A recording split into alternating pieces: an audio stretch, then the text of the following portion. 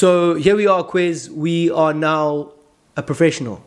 Yes, now we are professional. So I get a call from Richard Neves, hits me up. Obviously, at the time, Rowan Richards was retiring, and he asked me to join his team. Not in honor, but to add that element of having a left arm seamer in the squad. So obviously, I took that with both hands. So I moved to Benoni in Gauteng. Play with Easton's. My first season there, beginning of the season, was the Africa Cup, Africa T20 Cup, the T20 competition. So that competition happens. I do very well there. Our team does very well. We actually win the cup. Yes. Yeah, so it was very, very, very, very good. Special achievement for you guys as a team. Yeah, as a team, it was very, very special for us to achieve that, especially my first season as a professional. Yes. First tournament, first everything, and then just to win it was really, really special for myself. And also just throughout the season, we actually had a really, really solid season. We did well in the not the 4-day, we played 3-day at the time, Red Bull 3-day, we did well there. And also did well in the 50 over. So it's a really solid season, my first season at Easton, also for the team itself. And then from there, because, I think I went a bit too forward now, but yeah. Before that, the Africa Cup happened, and then after the Africa Cup was the Mzansi Super League. Yes. Yeah, I remember that. You got drafted at the Mzansi Super League. Yes, I forgot to mention that, yeah. So I got drafted from the Africa Cup because of my performances at the Africa Cup. Yes. Yeah, so now I'm drafted in the Mzansi Super League. I'm part of the Cape Town Blitz, and it's a team full of superstars. Yes. People who I literally looked up to are literally like the bowling stock of this team. Who those guys?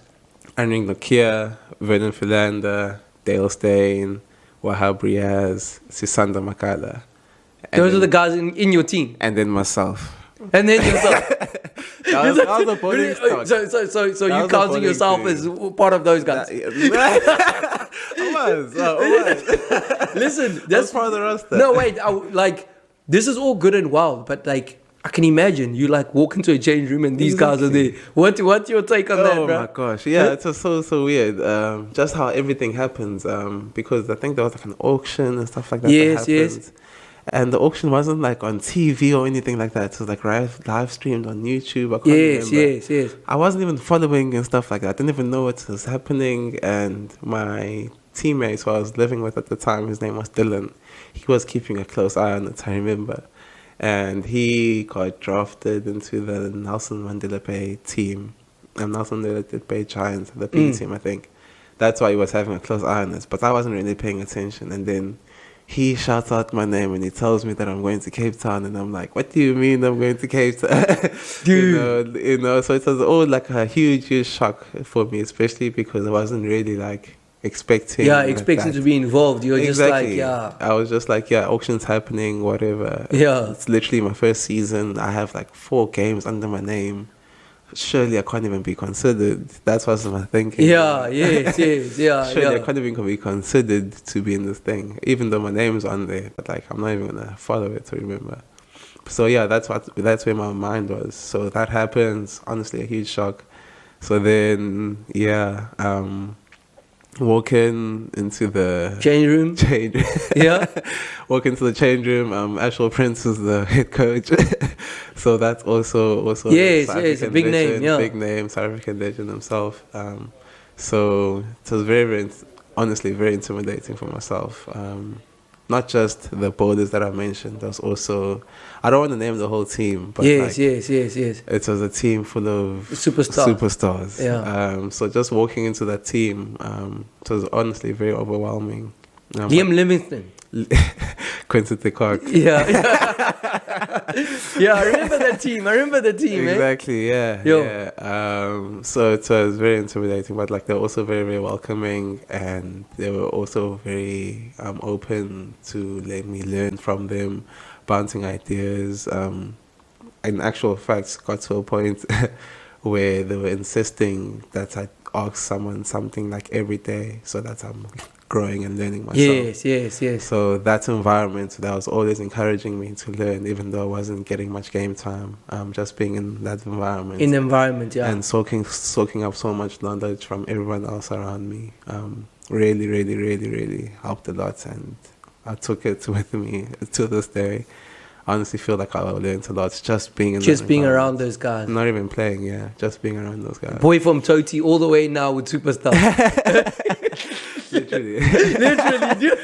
Literally the boy from Toti all the way with Superstar. Literally, yeah. Yes, so now, where you now, like, when you take a couple of steps back, like now you're a professional, you're mixing, I mean, you're rubbing shoulders with the world's best, and like, you're full on, like, professional.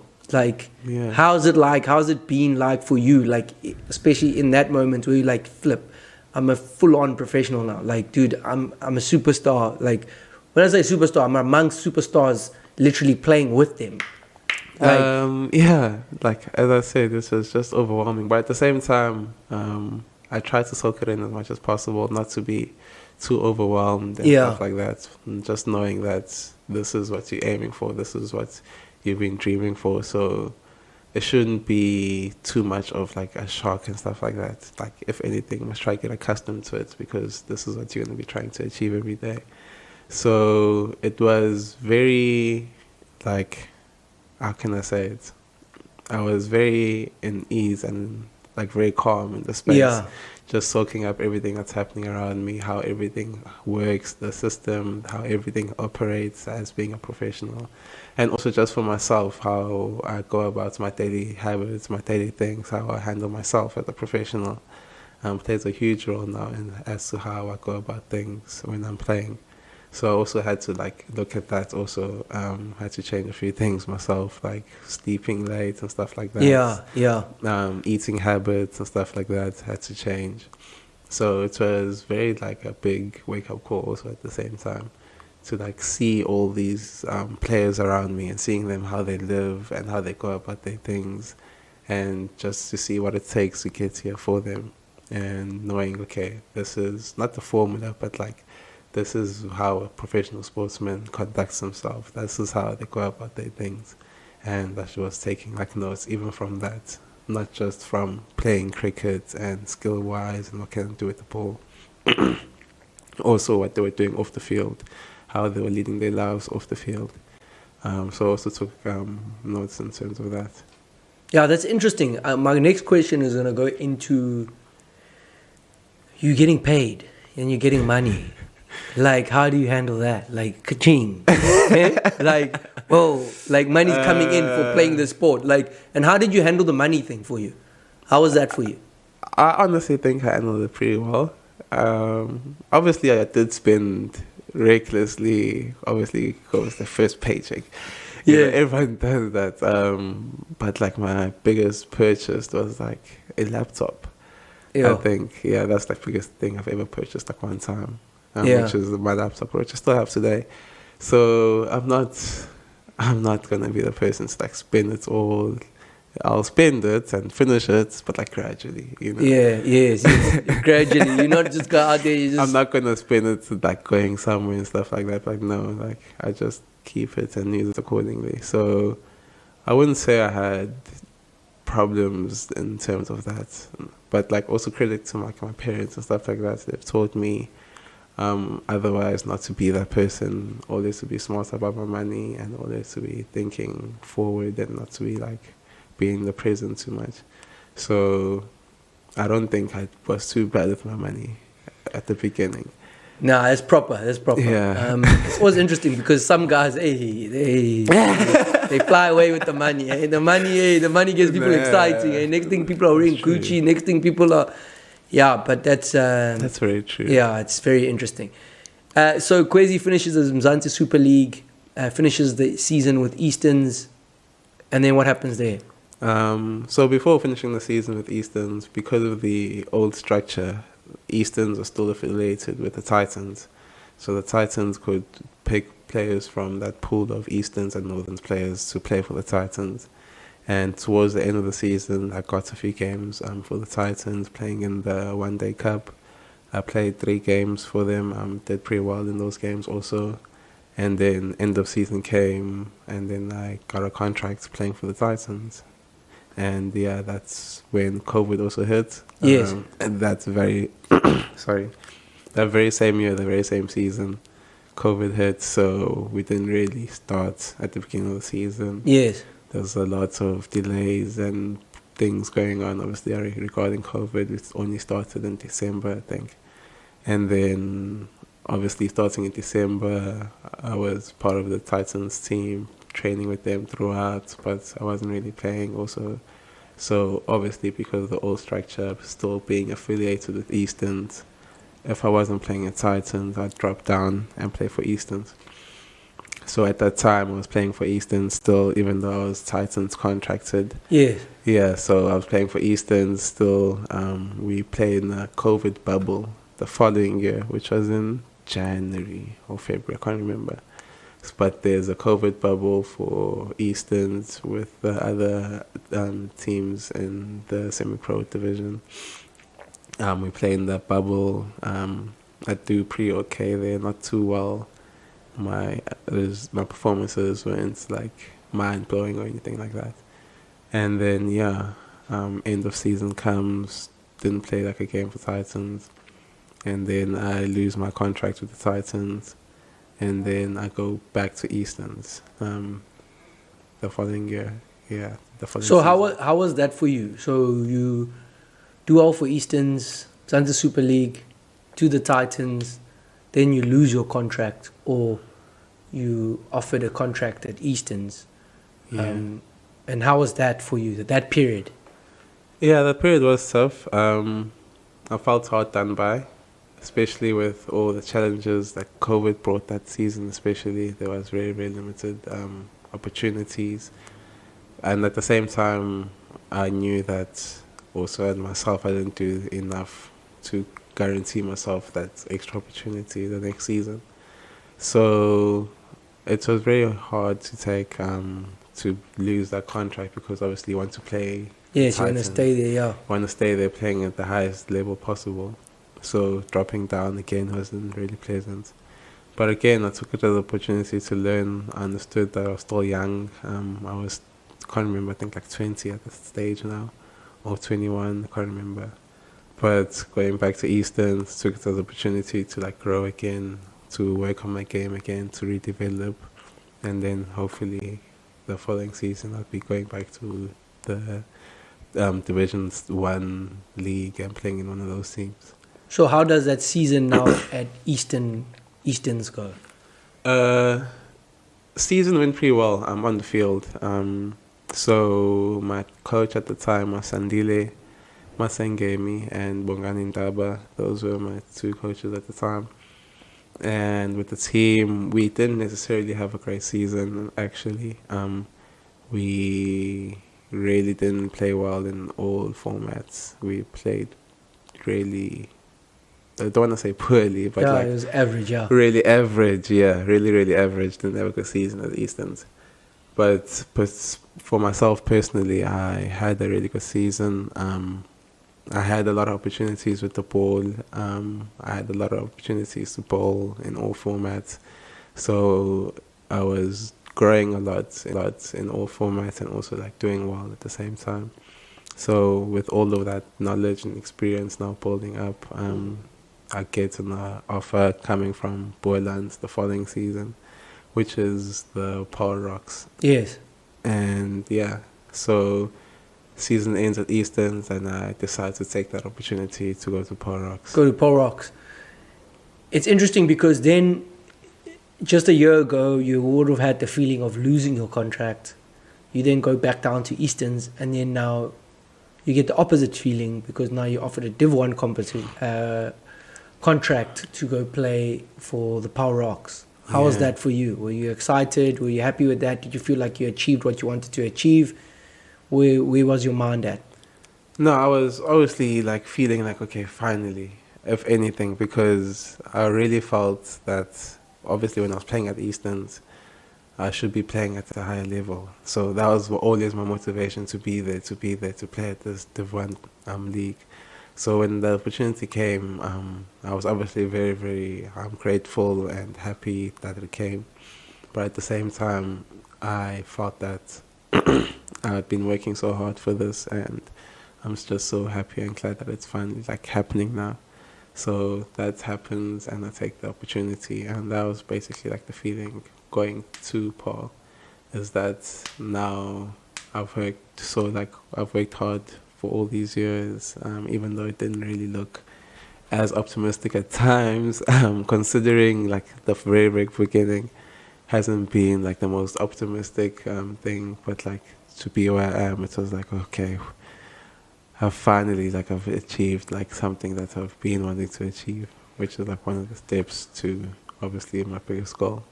So, yeah, that's good to hear. I think my next question will be, you're now at the Rocks, playing Div 1, the environment there, and in terms of your performances, how did you do when you were there? Yeah, so the environment there, the coach was JP Dumini. It was his first season with the Power Rocks, also my first season with the Power Rocks. So the environment there was very, very conducive for learning, I would say. He encouraged a lot of us youngsters to be speaking and learning from people around us, and also to be like, not to be afraid to like speak and have a voice within the team. So the environment was very, very conducive and like welcoming, and everyone kind of like had that care factor towards each other, because ultimately we wanted to see each other grow, and that's why we're here in the first place. So that was the environment, very, very caring and very like nurturing in terms of our skills, in terms of how we want to go about things and what we were trying to achieve. So that environment was very, very good, obviously for myself. And then, yeah, the environment, I can't really fault anything about it. But like, obviously like the nature of being in the Western Cape, and just myself also, this feeling of like, okay, I've finally worked hard and I've like achieved something, then Yeah. you kind of get into this, well, personally myself, I kind of got into like this mode of like relaxation. And obviously it's not a good thing, never a good thing to like feel comfortable. I think that's the word, to be like comfortable. So some people can say it's like a person is like complacent at the time. Like, I'm here now, like, this is where I wanted to be, and they don't really push themselves because this is where I want to be. So exactly. I can like be a little bit laid back, do what I have to do, but I'm not going to really like push myself to the next level. Did you feel like you were like that? Yeah, to a certain extent. Obviously, I'm always working towards pushing to the next level. But like to a certain extent, there was also being like, okay, you don't need to be too hard on yourself. Yes. You know? You make me laugh like, yeah, I'm just sitting here in the gravy, you know what I mean? I'm sitting here in the gravy and I don't have to work that hard. Not at all. Just certain things, as I said, you're just not too hard on yourself anymore. Because you're just not getting big-headed, but like you feel like, okay, I've kind of got this now. Yeah. I've got this covered now. I don't need to do it as much. That's basically the feeling that you kind of have, which is really, really wrong. Shouldn't be feeling that way ever. But that's where the mind was at that time. Yeah. That's pretty interesting. I think. So then, what happens at the end of that season? This is this last season. This is last season. Yeah, this is this last season. So I wanted to, obviously, you then at the end of that season, the Power Rocks decide, no, we're gonna release Khwezi. Yeah. So now the Power Rocks decide that they're gonna release Khwezi. Yeah. I don't get my contract renewed. Yeah. So yeah, obviously not ideal that I'm not in Div 1 anymore, dropping back down to Division 2. But again, I see it as an opportunity for myself. Yeah. So we go back to when you were obviously lost your contract at the Titans. Yeah. You then go to Easton's. You do pretty well for Easton's and then get the Rocks contracts. Yeah. And then now you've lost the Rock contract and now gone to SWD. What would you say will be your mentality and your approach to playing for SWD from your past experiences and what you went through previously compared to now? What are you going to do differently? No, mentality is just to like focus on the game. Just carry on learning. Never think that you've got there. Biggest lesson I learned is like it's one thing to get there, it's another thing like staying up there. That's like the biggest takeaway. So if anything, once you get up there, you should be working even harder, pushing even harder. So going to SWT, I'm just excited and really, really grateful for the opportunity that I be able to play cricket professionally, first and foremost. But also just to be like very, I don't want to say aggressive, but like ruthless with how I go about my things, how I go about my performances, and just to focus on the game and just keep on pushing boundaries, keep on working, and never stop learning, and never think that you're going to be bigger than the game. So I think that'll be my biggest lesson and biggest takeaway, and my mentality going into SWT is just to be ruthless, you know. You're making me laugh. Like, I'm here to kill. Yeah, I don't want to. Yeah, you don't want to say too much. You Don't just want want to to say take too off. much. Yeah, Yeah, exactly. it's just interesting, Khwezi. One of the inspiring things that I take from this podcast and what we've spoken about is probably that I see this under 14D guy, you know, and now talking about he wants to be ruthless, he wants to, you know, he want to take on the world and stuff, which is really, really good. And that's what growth is all about. That's how people, you know, become more in life. So that's really, really good. And all the best at SWT. Thank you. And I hope everything goes according to plan and how you want it to go. But before we finish, we've got a few questions that we would like to ask you that I ask most guys, and I would like to know your answers to them. The first one is, who do you pick between Virat Kohli and AB de Villiers? AB de Villiers. Why? Because there's not a shot he can't play. So 360 man. Yeah, he's just... He's the guy for you. He's the guy for me. He walks into the fire. He doesn't back away. Virat Kohli also, I'm not saying he doesn't. Yes. Don't get me wrong. But like the way AB does it, it's just something else. just something else. Okay, that's good. And then my next one is LeBron James or MJ, Michael Jordan.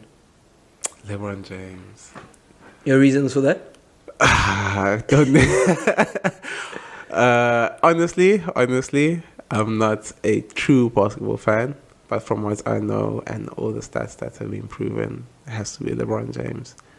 Okay, now No, it has to be LeBron. I'll give it to you. Even though I'm an MJ guy. You know.